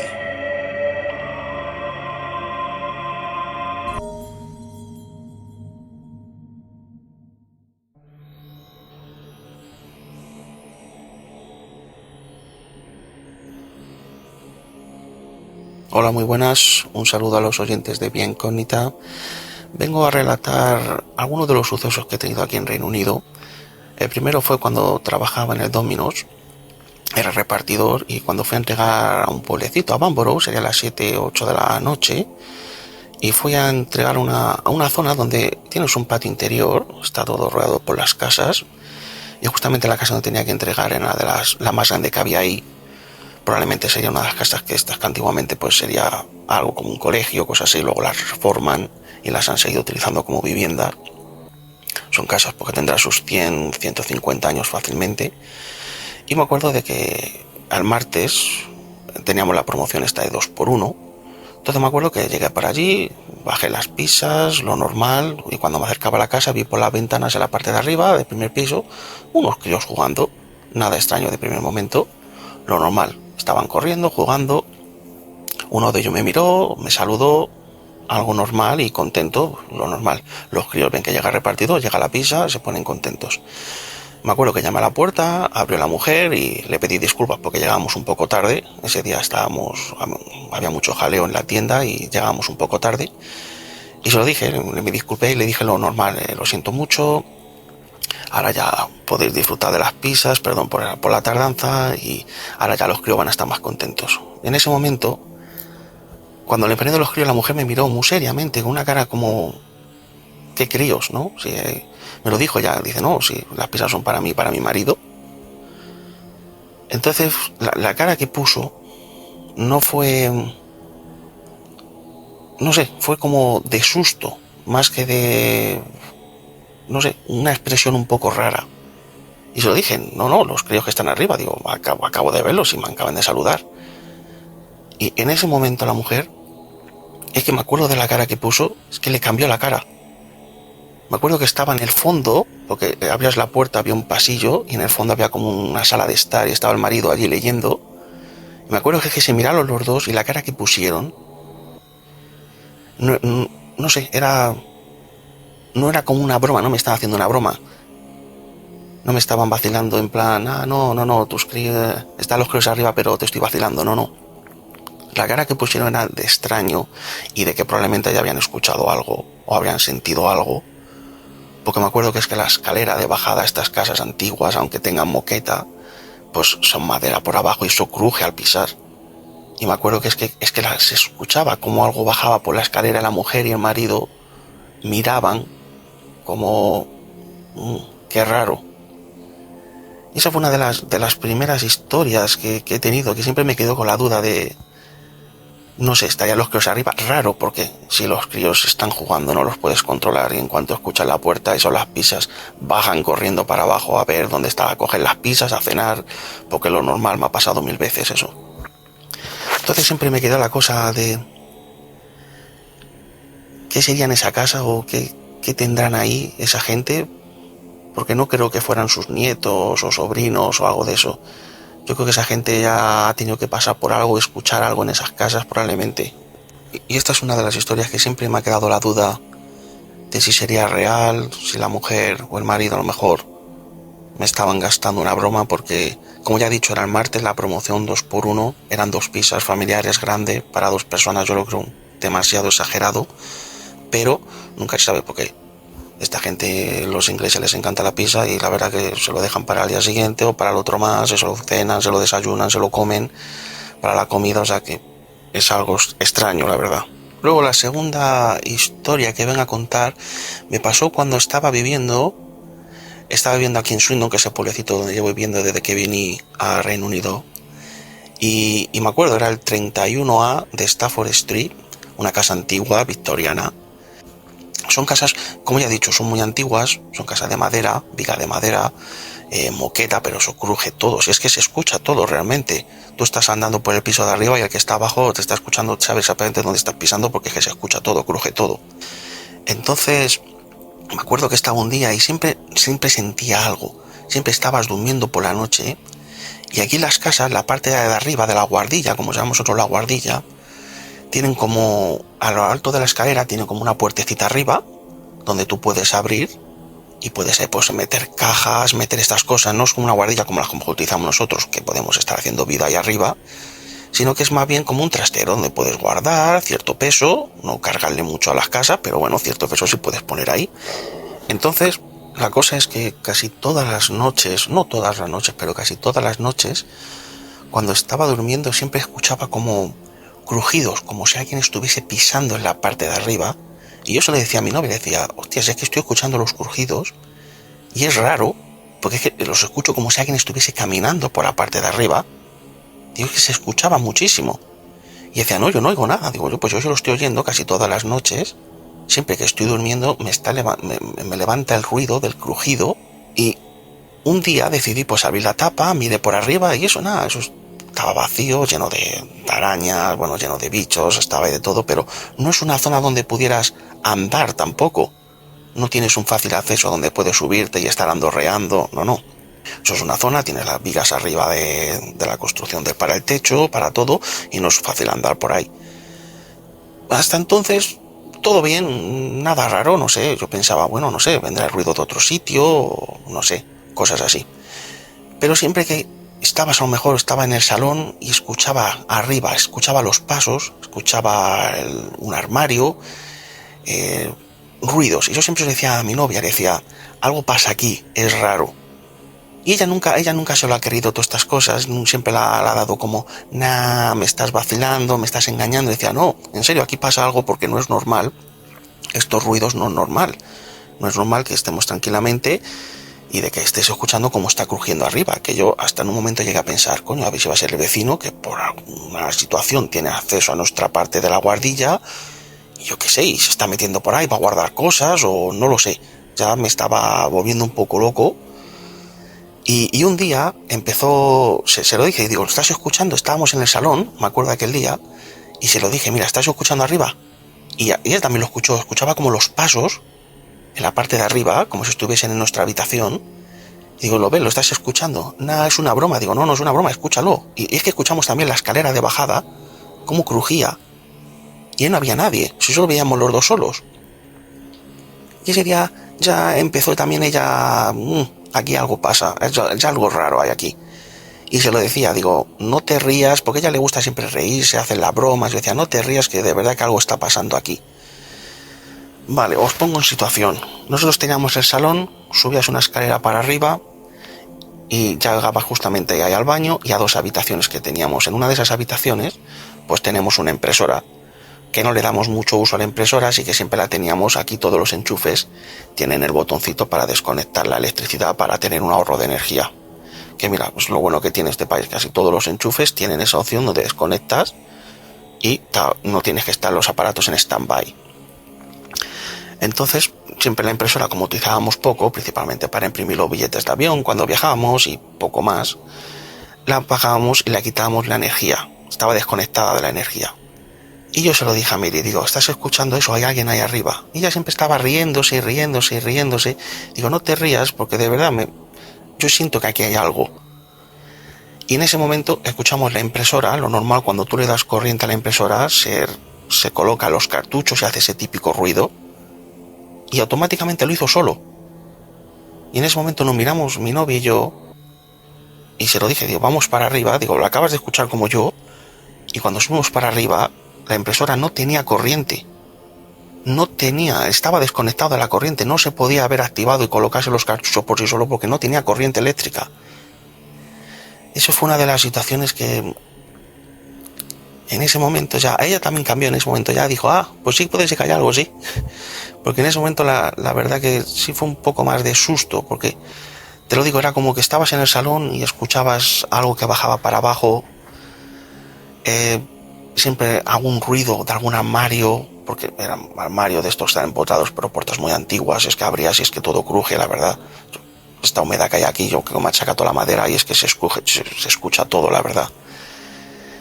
Entonces esa fue una de las situaciones también que siempre me quedé con las ganas de haber puesto una grabadora en aquella casa y a lo mejor intentar contactar con lo que hubiese ahí, pero la verdad que nunca lo hice, así que no sé al final qué podría ser esa situación.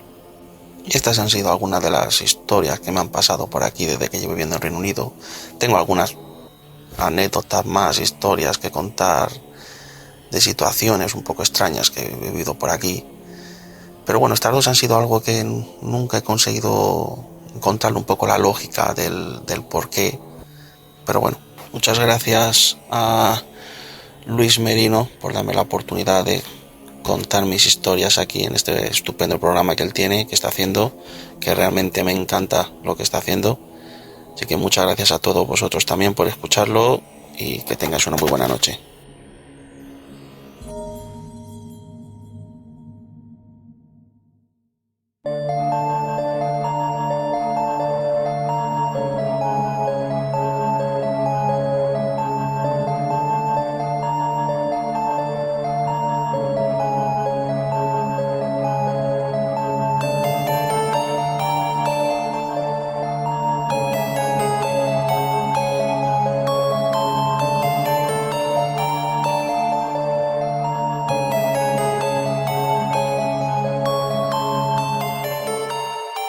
Estás escuchando Vía Incógnita.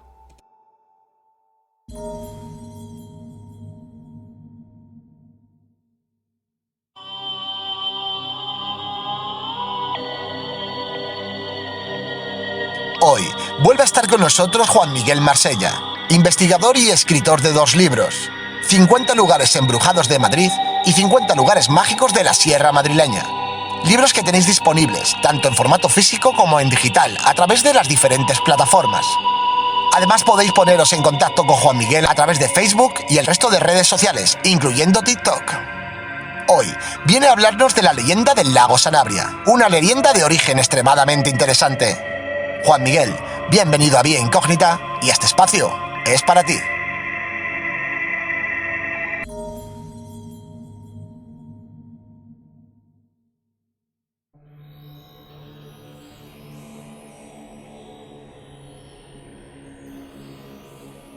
¿Sabéis esos dichos que decimos en muchas ocasiones como la realidad supera la ficción?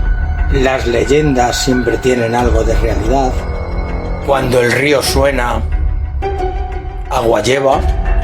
Y bueno, así podríamos repetir un montón de dichos populares, pero la historia que os voy a contar es realmente estremecedora. Aparte de la desgracia que hubo, la cantidad de muertos que hubo, pero la curiosidad de esta historia, aparte de la catástrofe, es que una leyenda milenaria se hizo realidad. Estamos hablando del lago Sanabria y la desgracia ocurrió hace ya muchos años en la población de Ribadelago. Allí estuve y tuve la suerte de poder entrevistar hasta alguno de los supervivientes. La leyenda nos habla de una población que se llamaba Valverde de Lucerna y que estaba situada donde actualmente está el lago Sanabria. Y bueno, pues hace miles de años, supuestamente, llegó un pobre a la población pidiendo alojamiento y comida y bueno, pues entonces, en vez de tratarle amablemente y darle algo, pues le expulsaron, le pegaron, le tiraron a un agujero, vamos, se hicieron un poco de todo con el pobre hombre. El pobre, después de haber sido humillado y en un ataque de rabia, dio unos golpes con su bastón en el suelo, diciendo lo siguiente: «Equí fin cumiesta con, equí salga un gargallón, equí fin cumiesta quete, equí salga un gargallete». Comenzó a salir un chorrón de agua que poco a poco cubrió totalmente la zona de Valverde de Lucerna. A ese lago supuestamente se le llamó lago Lucerna y luego fue el lago Sanabria. Todo esto según la leyenda. Pero el 9 de enero del año 1959 por la noche, una desgracia hizo que la población de Ribadelago y buena parte de sus vecinos terminara debajo de las aguas del lago Sanabria. La presa construida en el río Tera reventó esa fría noche de enero. 144 personas fueron las que se quedaron debajo de las aguas del lago Sanabria. Animales, todo el ganado, toda una vida en el fondo del lago. El lago nunca devolvió a sus muertos. Entre las curiosidades, en el lago Sanabria se probaron los primeros trajes de buzo creados por el comandante Cousteau. Y entre sus buceadores se encontraban el escritor Vázquez Figueroa y Antonio Rivera.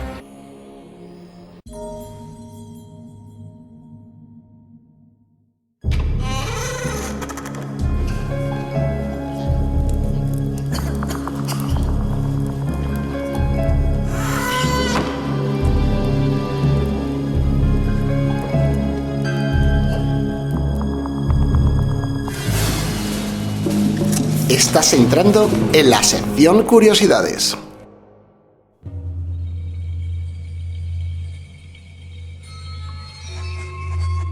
Encuentran la tumba de una vampira con una guadaña en el cuello para que no volviera de entre los muertos. El esqueleto de una joven noble con una guadaña sobre el cuello, encontrado por un equipo de arqueólogos polacos, creen que se podría tratar del cuerpo de una mujer enterrada ritualmente para que no volviera de entre los muertos. El descubrimiento se ha producido durante el mes de agosto en un cementerio de los siglos XVII y XVIII. En el pueblo de Pienne, una zona en la que ya habían aparecido numerosos cadáveres ricamente ataviados con lujosas ropas y joyas de oro engastadas con piedras preciosas. De hecho, el esqueleto que tanto ha llamado la atención de los investigadores de la Universidad Nicolás Copérnico no es una excepción a esta tendencia, pues fue enterrado con una gorra de seda, material reservado a las clases más altas de la sociedad. Pero el descubrimiento sorprendente fue que sobre el cuello de la mujer, los supersticiosos aldeanos de Pienne habían colocado una guadaña afilada, lo que se ha interpretado como una precaución contra la posibilidad que la difunta se pudiera levantar de la tumba para aterrorizar a los vivos como una vampiresa sedienta de sangre. Además, alrededor del dedo gordo del pie se le colocó un candado, un amuleto que, según se creía entonces, impedía que el alma volviera al cuerpo de los fallecidos de manera antinatural. De este modo, muchos de quienes se sospechaba de ser vampiros fueron ejecutados y enterrados de manera especial, clavados a su ataúd, con un objeto cortante alrededor del cuello, o bien directamente decapitados y con una estaca clavada en el corazón. Si bien este es el primer enterramiento con guadaña encontrado en Polonia, en 2008 ya aparecieron algunos cuerpos decapitados en Cracovia, lo que en el año 2014 se le sumaron los restos de un hombre, al que se le habían roto los dientes con un ladrillo, y a quien se le había atornillado la pierna al suelo. El simbolismo del enterramiento era bastante evidente. Hablamos del guardián del ano del faraón, un especialista en salud intestinal y rectal. Los faraones egipcios tenían médicos especializados en diversas partes del cuerpo, cada uno con su título. El más curioso era seguramente el guardián del ano del faraón. No resulta extraño que en el antiguo Egipto, donde la medicina era considerada una profesión sagrada, existieran un gran número de especialidades. El faraón, cuya salud era un asunto vital para la supervivencia del reino, premiaba a sus médicos con el título altisonante de guardián real de la parte del cuerpo correspondiente, y entre ellos, el cargo más curioso es seguramente el de guardián real del ano del faraón, Neru-Pehut, en egipcio antiguo, un especialista en salud rectal e intestinal. Las complicaciones provocadas por la comida y la bebida eran bastante frecuentes. Problemas digestivos, gases, hemorroides. El guardián del ano era el responsable de ocuparse de ellas, aunque sin los conocimientos actuales de microbiología, los procedimientos estaban limitados a efectuar una limpieza de los intestinos e introducir sustancias purgantes. Existen diversas fuentes que hablan de estos tratamientos, la más antigua de las cuales es el papiro Ebers, datado en el 8º año del reinado de Amenhotep, alrededor del año 1517 a.C., y que es considerado la fuente primaria más completa sobre la medicina del antiguo Egipto. Y terminamos hablando de la decimatio, el castigo a los cobardes en las legiones romanas. Concebida como un cruel y despiadado castigo a los legionarios que desertaban o huían en pleno combate, la decimatio fue usada en contadas ocasiones para castigar a las tropas. Pero algunos generales no dudaron en aplicarla con dureza. Fue el caso de Marco Licinio Craso, que la empleó para escarmentar a las tropas que habían huido tras perder la batalla contra los esclavos rebeldes liderados por Espartaco. El sentido del orden y de la disciplina constituía el pilar principal de las legiones romanas.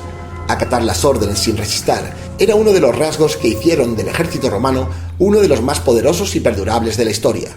A veces, la honorabilidad de un soldado podía ser puesta en entredicho.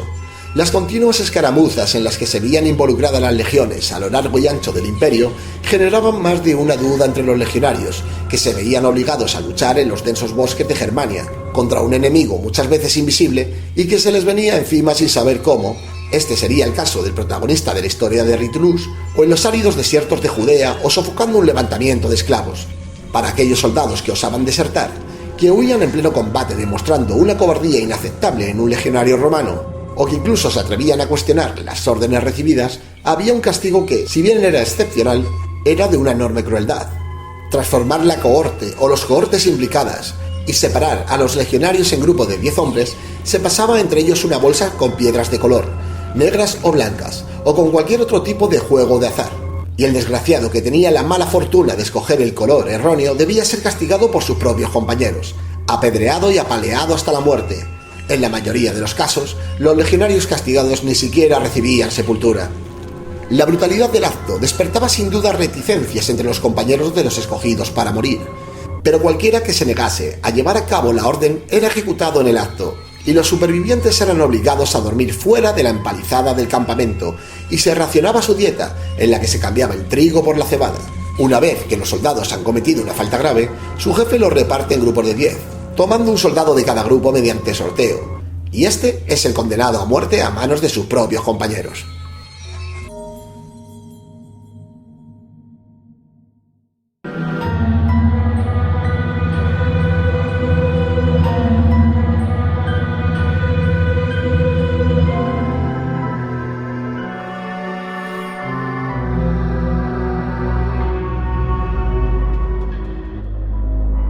Estás entrando en la biblioteca oculta.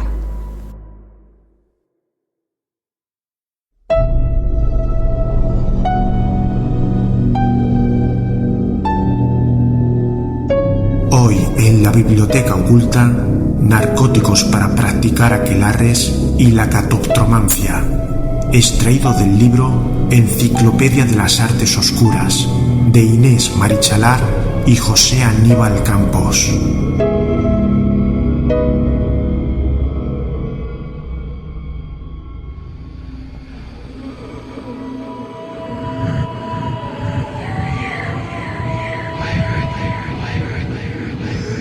Narcóticos para practicar aquelarres. El aturdimiento en la práctica de brujería o aquelarres puede tener lugar no solo cuando se ingieren directamente estos narcóticos, sino que puede ser causado también mediante sahumerios, que son ungüentos hechos a partir de estos ingredientes narcóticos. La imaginación se tensa y se hace más lenta la circulación de los jugos vitales, y uno se transporta a un mundo de ensueño.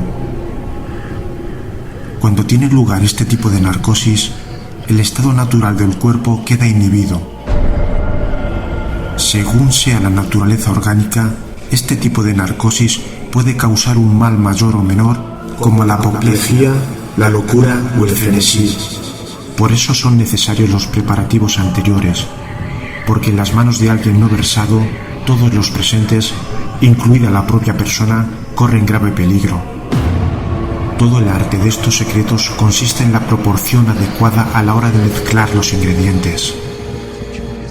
Que queden todos advertidos de cuidarse bien de realizar estas operaciones mágicas si no poseen los conocimientos de un mago o de una bruja. Entre los ingredientes para conseguir estos estados alterados de conciencia están la mandrágora, el belenio, el azafrán, el aloe, el opio y la hierbamora, entre otros muchos.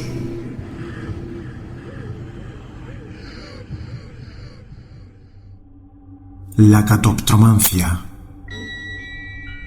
es la ciencia de presentar en un espejo mágico todo lo ausente, también a los muertos. A modo de invocación, el misterio y el simbolismo del espejo se basan en su poder de reflejar una imagen que parece cercana, pero a la vez lejana e invertida a nuestra realidad. Aunque puede mostrarnos mucho, permanece físicamente vacío. Los primeros espejos europeos parecen haber sido fabricados con metales altamente pulidos como el bronce y la plata. Para facilitar su uso adivinatorio, se humedecía con agua o aceite. Sin embargo, a pesar de la aparición de los espejos de vidrio, se continuaron utilizando estos para efectos adivinatorios, los cuales se relacionaban con los planetas y debían elaborarse en momentos astrológicos auspiciosos. Se empleaban en un día específico y se consultaba en referencia con ciertos temas en particular. El espejo del sol es de oro. Se usaba los domingos para descubrir información concerniente a las figuras de autoridad. El espejo de la luna era de plata. Se le consultaba los lunes y era útil para determinar las posibilidades de que los deseos se manifestaran en el futuro y para la interpretación de los sueños. El espejo de mercurio consistía de un globo de vidrio lleno de mercurio, el metal líquido. Se le utilizaba los miércoles para descubrir las respuestas a preguntas relacionadas con el dinero y los negocios. El espejo de Venus estaba compuesto de cobre. Los viernes, el adivino miraba en su interior para determinar cuestiones relacionadas con el amor. El espejo de Marte estaba hecho de hierro.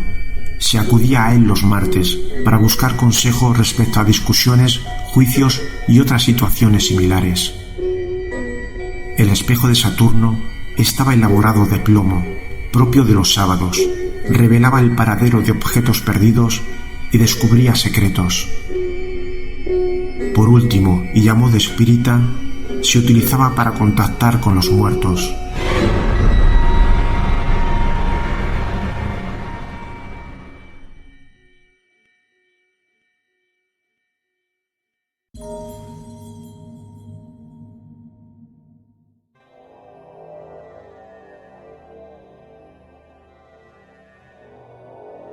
Amigos de Vía Incógnita.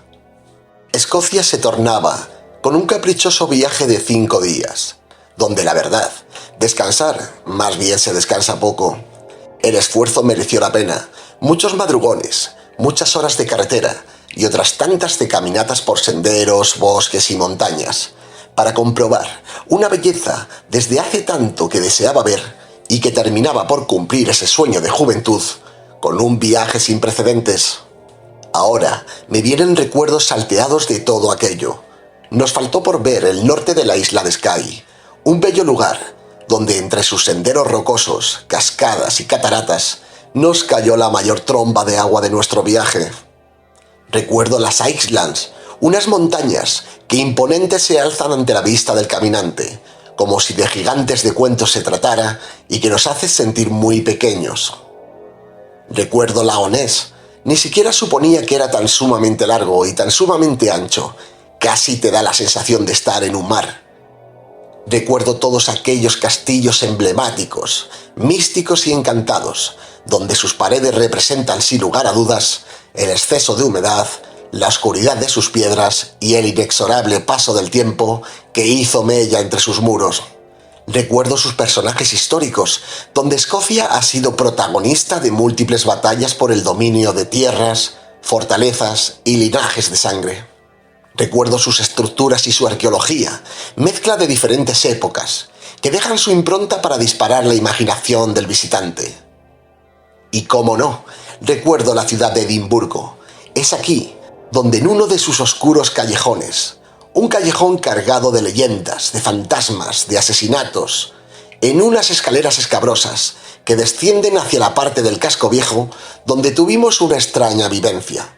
Daniel Domínguez y Ainara Barrientos quisieron aprovechar desde su parte baja para lanzar una fotografía del largo callejón en un momento en el cual no subía ni bajaba absolutamente nadie. Ambos toman una fotografía con sus teléfonos móviles en modo automático, con una diferencia de 3 segundos, cuando un extraño personaje hace su aparición, repito, en tan solo en una de las fotografías, la del buen amigo Daniel.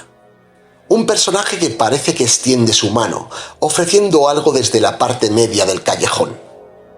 Un personaje tan real a la vista que, siendo sincero con vosotros amigos y como persona que se dedica al análisis fotográfico de supuestas fotografías paranormales, si no fuera porque yo estaba en el momento en el que se lanzaron las fotografías, y si no fuera por la honestidad de Daniel y de mi mujer Ainara, que están fuera de toda duda, os prometo que diría que allí había una persona de carne y hueso, donde realmente no había nadie. Algo que me hizo replantearme algunas teorías sobre fotografía, cuyas soluciones ya daba por sentado. Recuerdo el puente de los suicidios, donde personas que no querían vivir se arrojaban al vacío y perdían la vida. Recuerdo cómo Álvaro Palomo nos contaba la historia de una red que se puso en la parte inferior del puente para evitar dichas muertes y cómo algunos carteles aconsejan a los suicidas que valoren sus vidas, que no se lancen al vacío y que pidan ayuda a través de los diferentes números de teléfono que se les proporciona.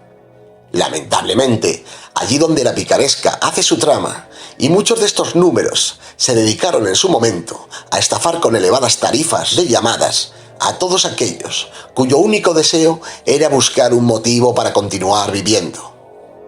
Pero los fenómenos extraños tampoco se hicieron esperar al final del Tour de los Fantasmas. fue precisamente en el cementerio de Old Calton, un cementerio catalogado por la Universidad de Edimburgo, donde se imparte la asignatura de parapsicología, como una localización con un nivel 2 de fenomenología paranormal. Nivel que incluye la captación de psicofonías, los ruidos extraños y las apariciones de fantasmas, donde estando frente a esa tumba, cuyo macabro rostro continúa apareciendo, en compañía únicamente de 8 personas y escuchando atentos al amigo Álvaro, donde una especie de pasos hicieron su aparición a nuestras espaldas. Pasos que escuchamos los 8 que estábamos perfectamente, y donde el buen amigo Álvaro Palomo, con una sonrisa, aclaraba con la siguiente frase: esto de los pasos es muy común aquí, vaya sangre fría la del amigo Álvaro. Si a esto le añadimos que al final del tour, justo antes de la entrevista, algunas personas pudimos apreciar unos diminutos puntos de luz que se formaron en el aire durante unos 3 o 4 segundos, algo que parecía simular el efecto de varias personas intentando encender mecheros sin gas en el aire, donde allí no había nadie, precisamente al lado de la zona de las tumbas, donde se produjeron en cierta época el desenterramiento ilegal de cadáveres. ¿Efecto óptico? ¿Alguna especie de luminaria que tuviera una explicación lógica a través de la ciencia? ¿Quién sabe? Pero lo que sí que sabemos, tanto Miriam, como Daniel, como Ainara, como un servidor, es que Escocia se presentó ante nuestros ojos para darnos una lección de historia, de arqueología y de misterio, que nuestras mentes jamás podrán olvidar y que hoy ya en España, y en ocasiones, nos transportan de nuevo a las orillas del lago Ness, donde nuestros recuerdos hacen su presencia, para que jamás en la vida olvidemos aquellos paisajes, aquella naturaleza y aquellas montañas, dejando un importante mensaje que como un sello imborrable quedará grabado para siempre bajo nuestra piel. Buenas noches amigos, nos vemos muy pronto y que el misterio os acompañe.